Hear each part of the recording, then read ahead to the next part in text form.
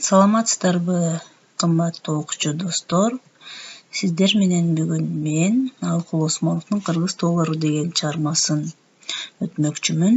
Мен Нуржамал Алибаева Киров атындагы мектеп гимназиясынын кыргыз тили жана адабияты сабагынын мугалими. Бүгүнкү сабагыбыз онлайн сабак. Кыргыз адабияты 11-класстар үчүн окутуу орус тилинде жүргүзүлгөн класстарга арналат. Сабагыбыздын максаты Алыкул Осмоновдун өмүр баяны жана кыргыз тоолору деген ырын талдоо жана ушул аркылуу окуучулардын эстетикалык табитин өстүрүү, экологиялык тарбия берүүгө багытталат. Алгач кыска Алыкул Осмоновдун өмүр баяны менен тааныштырып өтөйүн. Кыргыз поэзиясынын өкүлү, таланттуу акын Алыкул Осмонов 1915-жылы Панфилов районуна караштуу Капталарык айылында туулган. Акын кыргыз элинин алгачкы жазма акындарынын эң ири өкүлдөрүнүн бири. Жаштайынан томолок жетим калып, токмок балдар үйүндө тарбияланат. Мына ушул жерде адабий китептерге өтө кызыгып, өз алдынча ыр жазып баштайт. 14 жашында Фрунзе педагогикалык техникумга кирип, 1933-жылы ийгиликтүү аяктайт. 1930-жылы Сабаттуу бол гезитинин сентябрь айындагы санында биринчи жолу Кызыл жүк деген ыры басылып, адабий тушоосу кесилген. Ушундан баштап анын ырлары гезит журналдарга үзбөй басылып турган. Алыкул Осмонов 1935-50 жылдар аралыгында 10дон ашык ыр китептердин ээси болду. Балдар адабиятына кошкон салымы да зор. Ошондой эле бир нече драмаларды жаратты, көптөгөн ырларына оңдор жаралды. Акын котормочу катарында өзүнүн мыкты эмгектерин көрсөттү. Пушкиндин Евгений Онегин, Шекспирдин 12-түн, Отелло, Шота Руставелинин Жолборс терисин жамынган баатыр жана башка авторлордун чыгармаларын которгон. Акындын бир нече сыйлыктары бар. Ал 35 жыл гана өмүр сүрүп, 1950-жылы 12-декабрда көз жумган. Белгилүү сынчы Шаршембек Үмөталиев айткандай, Алыкулдун пейзажы чынында эле көркөм. Ала тоону карасаңыз, Алыкулду эске түшүрөсүз. Көлгө көңүл бурсаңыз, Алыкулдун кемесинде сүзөсүз. Көлдү көлдөй терең, ала тоону ала тоодой бийик поэзия менен ырдайт. Бул Алыкулдун акындык өзгөчөлүгү. Анда эмесе акындын Кыргыз тоолору деген ырын көркөм айтып тааныштырып өтөйүн. Тоого тоолор курамалап курашып, узун тартып, уламалап улашып, алда кайда кебес тартып келаткан кербенчинин төөлөрүндөй чубашып. Кара зоолор ар кай жерде каркайып, катмарлашып, калың тартып заңкайып, алмаз сындуу көккө тийген миздери арстандын азуусундай арсайып. Мөңгү кетпей чокулары жалтырап, тоңгон муздар шөкүлөдөй жаркырап, ар жагынан бир жагынан куш эмес, араң гана бороон өтөт калтырап.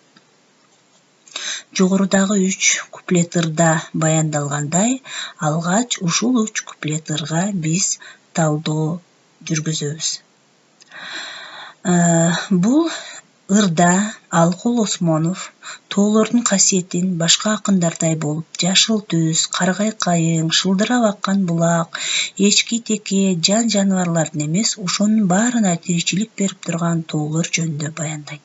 Тоого тоолор уламалап улашып, кара зоолор ар кай жерде каркайып, катмарлашып, калың тартып заңкайып, мөңгү кетпей чокулары жалтырап, араң гана бороон өтөт калтырап деп кыргыз тоолорунун бүтүндөй кереметтүү тоо тектеринен турган геологиялык турпатын, метрологиялык катаалдыгын жазган. Кыргыз тоолорунун бир гана учурун, бир гана көрүнүшүн эмес, канча доорлор, канча замандан бери ата-бабалардын тоолор менен сиңишкен өмүр тиричилик турмушунун сан жеткис азап тозокторун элестетип өтөт. Тоолор сындуу адамдарда уламалап улашып, тоолор менен бирге жашай бере тургандыгын, тоолордун түбөлүк калкайып турган тулкусун сезет. Тоо жөнүндөгү акындын философиясы мына ушунда жатат.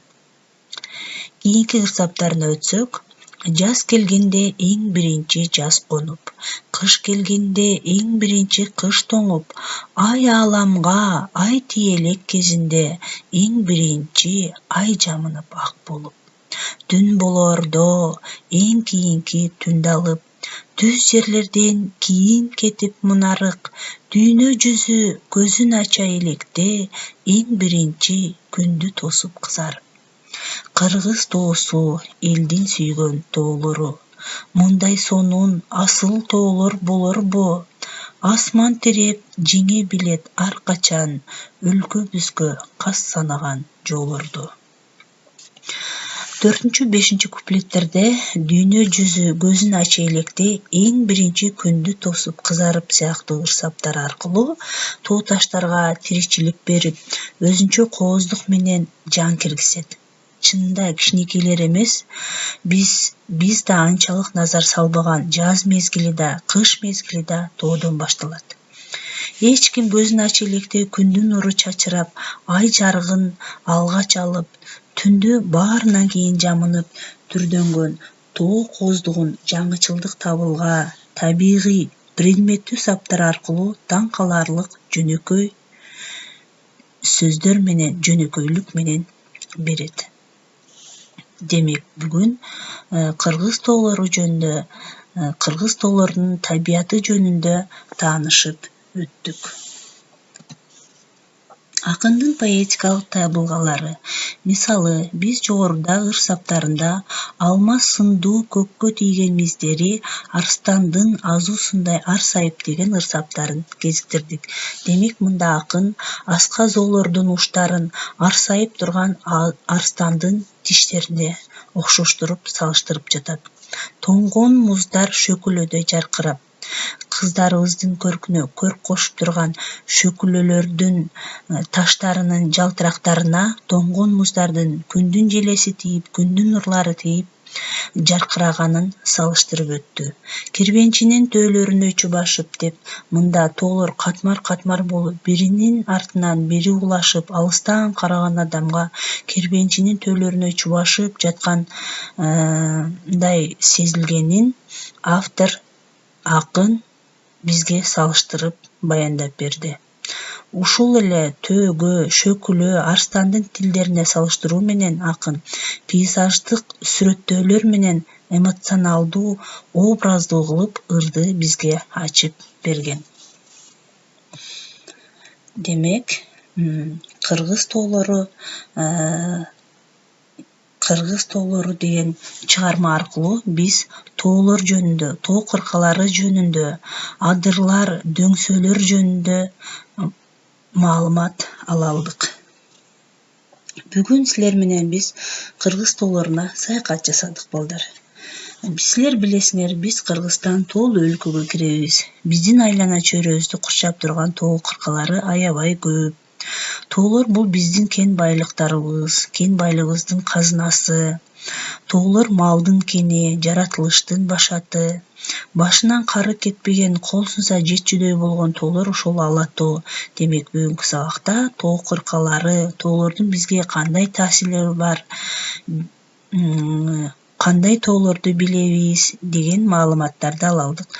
Бул тоолор жөнүндө силер география сабагынан дагы тереңдетилип окуп келе жатасыңар. Демек, менде бул суроолор пайда болду.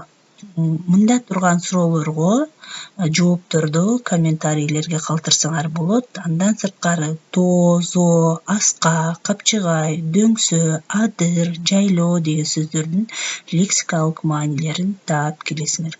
Бул силерге үйгө тапшырма. Анда эмесе, кичинекей достор, көңүл бурганыңыздар үчүн чоң рахмат. Кийинки сабактарыбызга чейин көрүшкөнчө сак саламатта болгула. Сиздерди дагы кандай кызыктырган темалар болсо, комментарийлерге калтырсаңыздар, сөзсүз мен жооп берем. Сиздер менен мен Нуржамал Алибаева болдум.